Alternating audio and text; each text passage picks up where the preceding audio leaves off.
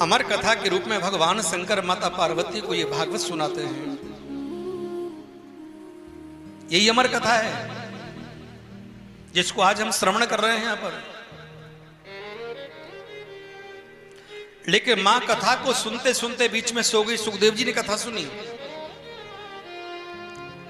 और सुखदेव जी महाराज जब कथा के बीच में हुंकरा भरते हैं, कथा का विश्राम हुआ, शंकर भगवान का देवी आपने कथा सुनी, कैसा प्रतीत हुआ, आपको कैसा लगा? मां बोली प्रभु कथा तो बड़ी सुंदर आपने सुनाई, लेकिन 10वें स्कंद तक मैंने कथा सुनी, पर एकादश स्कंद में जब तुमने कथा प्रारंभ की तो पता नहीं मुझे नींद आ गई।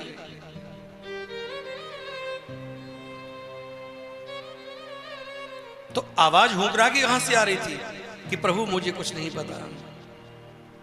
तो भगवान शंकर ने ध्यान करके देखा कि सुखदेव जी भगवान शिव के पीछे बैठ के कथा का रसपान कर रहे हैं। भगवान शंकर ने विचार किया इन्होंने कथा की चोरी की है, छुपके से कथा सुनी है, और छुपके से कथा सुनना एक अपराध है। भगवान की जो कथा है ना, साधक को सामने बैठ के सुननी चाहिए। को बैठने से बहुत बड़ा अपराध होता है, बहुत पाप लगता है प्यारे। तो भोलेनाथ ने आज क्रोध किया है, अपने हाथ में त्रिशूल लिया और त्रिशूल लेकर के सुखदेव जी के पीछे दौड़ रहे हैं। आगे आगे सुखदेव जी हैं और पीछे पीछे मेरे भोलेनाथ हैं। तीनों लोकों में सुखदेव जी ने भोलेनाथ को घुमाया। अंत में सुखदेव जी ने देखा कोई रक्षा नहीं करेगा मेरी, तो इसी भूमंडल पर बद्रीनाथ धाम में व्यास भगवान की पत्नी माता अरणी देवी अपनी साधना में बैठी हुई थी, और साधना में बैठे बैठे जैसे माता अरणी को उवासी आई, ऐसे उवासी आई तो सुखदेव जी ने मौका प्राप्त किया। तोते के रूप में थे सुखदेव जी, अब तो वायु रूप में मैया के मुख में प्रवेश करते हैं और अंदर उदर में पहुंच जाते हैं, पेट में पहुंच गए। आवाज लगाते हैं मां रक्षा करो मेरी। उनके कोई संतान नहीं थी अरणी माता के, और प्यारे जब कोई बालक उनसे मां कहे तो उन्हें कितना अच्छा लगता है। एक पुत्र की कमी थी प्यारे उनके जीवन में। व्यास भगवान के अब संतान नहीं थी, तो व्यास भगवान ने बड़ी कठोर तपस्या करी। तपस्या करने के बाद भगवान नारायण प्रसन्न हुए। भगवान ने कहा मांगो कोई वरदान। उनका महाराज मुझे श्रेष्ठ ज्ञान संसार में प्रचार करने वाला पुत्र प्रदान होना चाहिए, पुत्र दीजिए प्रभु। भगवान ने कहा चिंता ना करो व्यास जी, तुम्हारी पुत्र की इच्छा है, हम तुम्हारे घर में स्वयं सुख रूप में अवतार लेके आएंगे। बोलो सुखदेव जी महाराज की जय। ये सुखदेव जी कोई साधारण तोता नहीं है, ये स्वयं भगवान के अंश अवतार हैं, अंश रूप हैं, भगवान की शक्ति है।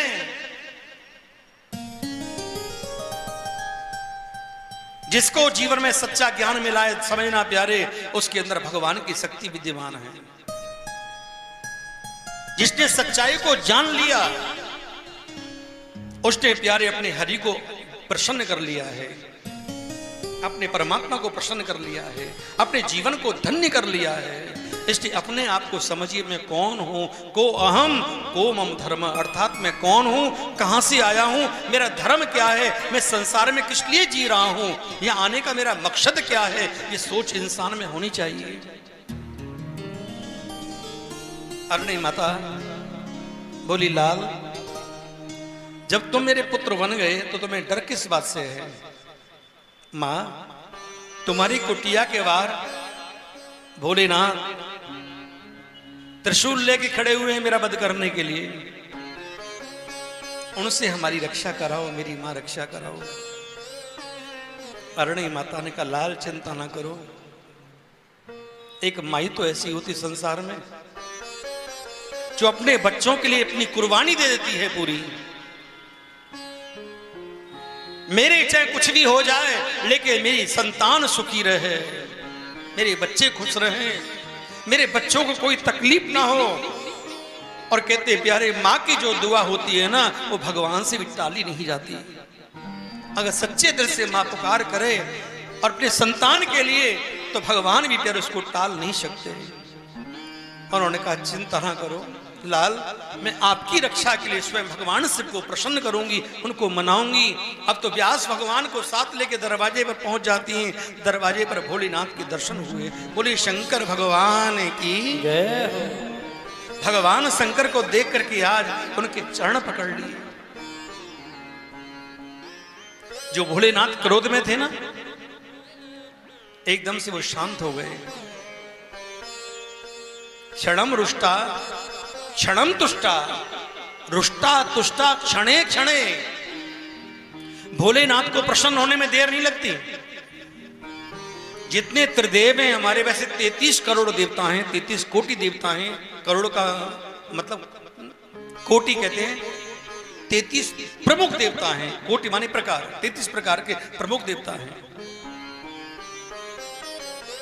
जिनमें ब्रह्मा विष्णु महेश 3 तो प्रमुख हैं ही। तीनों देवता प्रमुख हैं, इनमें कोई कम नहीं है। तीनों में एक ही शक्ति विद्यमान है।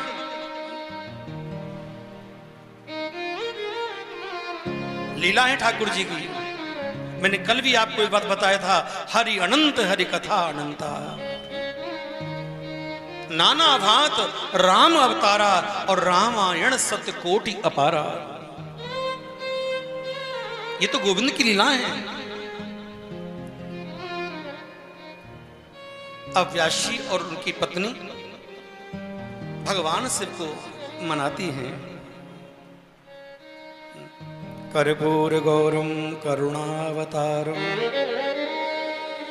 संसार सारम भुजगेन्द्रहारम सदा वसंतम हृदयारविंदे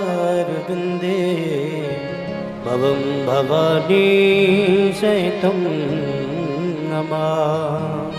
नमामि शमीशान निर्वाण रूपम विभुं व्यापकं ब्रह्म वेद स्वरूपं निजं निर्गुणं निर्विकल्पं निरीहं चिदाकाशमाकाशवासं भजे।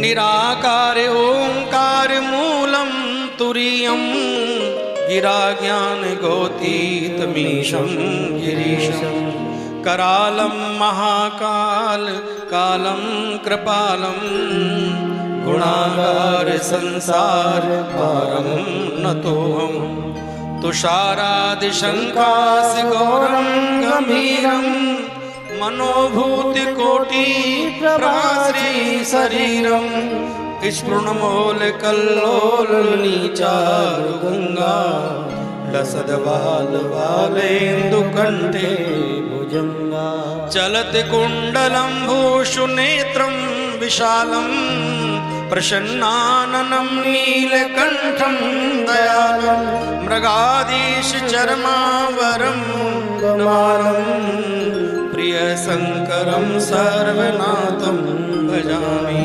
प्रचंडं प्रगष्टं प्रगल्भं परेशं अखंडं अजम्मानकोटि शरीरं प्रकाशं त्रियशूल निर्मूलनं शूलपाणि भजेऽहं भवानी पते भावगम्यं कलातीत कल्याण कल्पान्तकारी सदा सच्चिदानंद दाता पुरारी चिदानंद संदोह मोहा परारी प्रसीद प्रसीद प्रभो मन पधारी नयावधि उमानाथ पादार विंदम भजन्ति लोके परिवानरणं न तावत् सुखं शांति संताप नाशं प्रभो पायापन्न मामीश शंभो।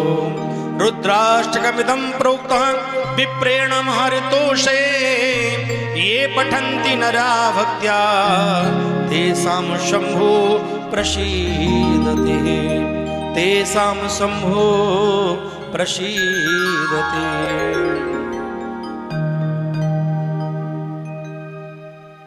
ओम नमः शिवाय बोलो ओम नमः शिवाय हरि ओम नमः शिवाय हरि ओम नमः शिवाय हरि ओम नमः शिवाय नमः शिवाय। हरि ओम नमः शिवाय। हरि ओम नमः शिवाय। हरि ओम नमः शिवाय। हरि ओम नमः शिवाय। हरि ओम नमः शिवाय। हरि ओम नमः शिवाय। हर हर गंगे नमः शिवाय। हर हर गंगे नमः शिवाय। बम बम भोले नमः शिवाय। बम बम भोले नमः शिवाय। हरि हर गंगे जाए। ओम नमः शिवाय। ओम नमः शिवाय। हरि ओम नमः शिवाय।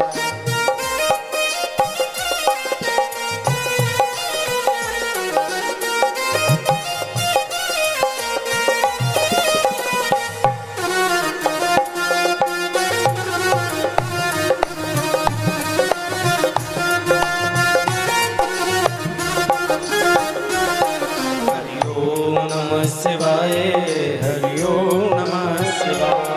हरि ओम नमः शिवाय। हरि ओम नमः शिवाय। हर हर महादेव शंभो काशी विश्वनाथ गंगे। हर हर महादेव शंभो काशी विश्वनाथ गंगे। हर हर महादेव शंभो काशी विश्वनाथ गंगे। हर हर महादेव शंभो काशी विश्वनाथ गंगे। काशी विश्वनाथ गंगे। काशी विश्वनाथ गंगे। वो काशी विश्वनाथ गंगे। काशी विश्वनाथ गंगे। हर हर महादेव शंभो काशी विश्वनाथ गंगे। हर हर महादेव शंभो काशी विश्वनाथ गंगे। हर हर महादेव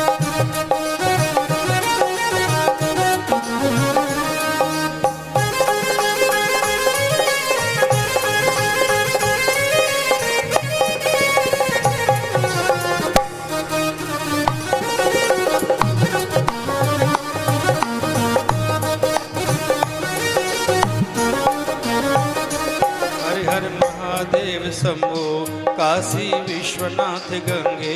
हर हर महादेव शंभो काशी विश्वनाथ गंगे। हर हर भूतनाथ शंभो काशी विश्वनाथ गंगे।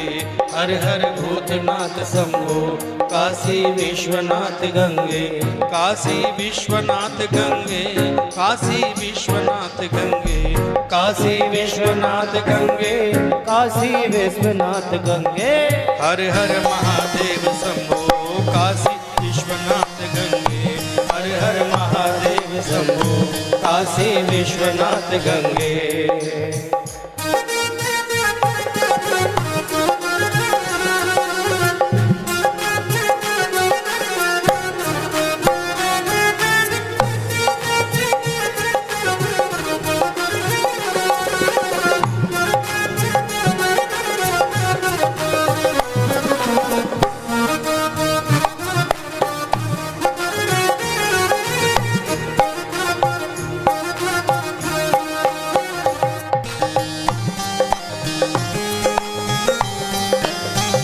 हर हर महादेव शंभो काशी विश्वनाथ गंगे।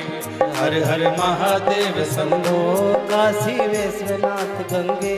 हर हर बैजनाथ शंभो काशी विश्वनाथ शंभो। हर हर बैजनाथ शंभो काशी विश्वनाथ शंभो। काशी विश्वनाथ गंगे सदा पार्वती संगे।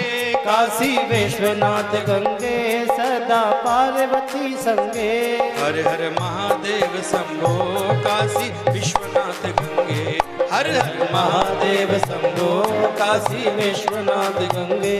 हर हर महादेव शंभो काशी विश्वनाथ गंगे। हर हर महादेव शंभो काशी विश्वनाथ गंगे। हर हर महादेव शंभो काशी विश्वनाथ गंगे। हर हर महादेव शंभो काशी विश्वनाथ गंगे। हर हर महादेव शंभो काशी विश्वनाथ गंगे।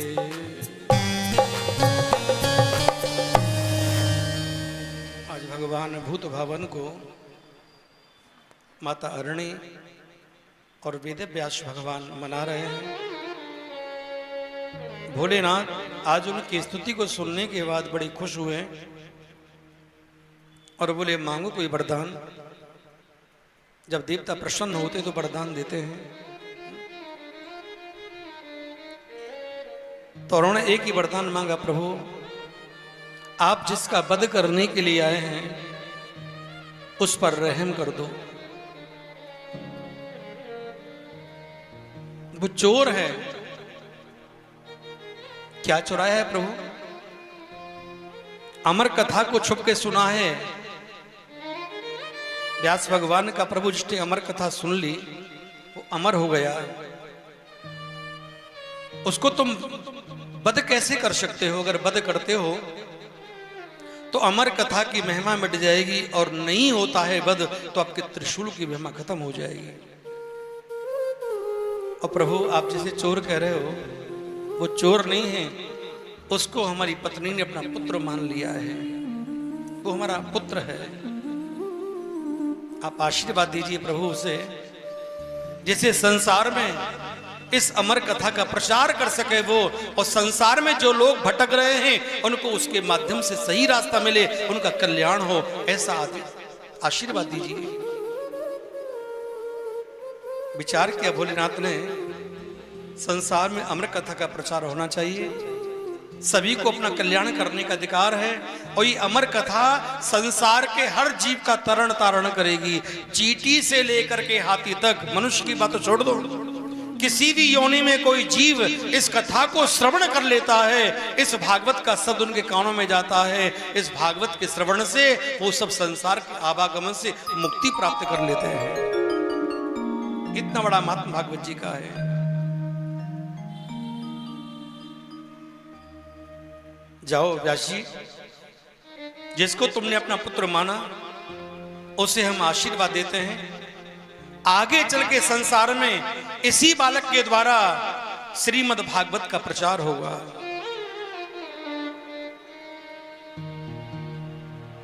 जो अधम से अधम जीवों को भवसागर से ताड़ देगी, भगवान का रास्ता दिखा देगी, भगवान के धाम तक पहुंचा देगी, ये वो अमर कथा का स्वरूप होगा। भगवान शंकर चले गए। अरणी माता आज बड़ी प्रसन्न हुई कि मेरे लाल को भगवान शिव का आशीष मिल गया। सुखदेव जी महाराज अपनी मां की उदर में रहे और कहते हैं, बालक मां के उदर में जब आता है, जब जीव गर्भ में आता है, 7, 8, 9 महीने में उसका जन्म होता है। कोई बालक 7 महीने में जन्म लेता है, कोई 8 महीने में, कोई 9 महीने में, कोई 10 महीने में ज्यादा से ज्यादा, लेकिन उनको पूरे 11 महीने हो गए, 1 वर्ष हो गया, जन्म नहीं हुआ। 2 वर्ष हो गए, 4 वर्ष हो गए, 10 वर्ष हो गए, 12 साल हो गए, लेकिन 12 साल तक जन्म नहीं हो पा रहा है। तो उधर व्यास जी को बड़ी चिंता हो गई। व्यास जी ने कहा अपने पुत्र सुखदेव को, बेटा सुखदेव, अपनी मां को इतनी पीड़ा पहुंचा रहे हैं तुम। जो बालक अपने मां के गर्भ में 9-10 मास ठहरता है वो भी मां के ऋण को नहीं चुका सकता, और तुम्हें 12 साल हो गए बेटा, गर्भ से बाहर आने का नाम नहीं ले रहे हो। क्या कारण है? कोई परेशानी है क्या, जो आप संसार में नहीं आना चाहते? सुखदेव जी ने कहा, पिताजी आ तो जाऊं, पर मुझे संसार में आने पर डर लगता है। भला बेटा तुम्हें किससे डर लग रहा है? भगवान शिव से, त्रिशूल से? नहीं प्रभु, उससे डर नहीं लग रहा है। अब तो मुझे एक ही डर सता रहा है, कहीं मेरा जन्म हो और कहीं गोविंद की माया मुझे पकड़ न ले। माया जीव को बांधती है। जो व्यक्ति जीवन में जितना माया संग्रह करता है समझना प्यारे, उतना ही संसार के बंधनों में बंधता चला जाता है। और जितना जीवन में त्याग वृत्ति से जियोगे उतने ही तुम बंधनों से खुलते चले जाओगे। मोह का क्षय होना ही मोक्ष है। मरते समय तक भी तुम्हारा मोह खत्म नहीं हुआ, चाहे तुमने कितना भी भजन किया प्यारे, मोक्ष नहीं होगा। मोक्ष उसी का होता है जीवन में जो संसार में रह करके भी मोह का त्याग कर दे, माया को दिल में ना बसाए, माधव को दिल में बसाए और भगवान का नाम ले तो उसका मोक्ष निश्चित है प्यारे।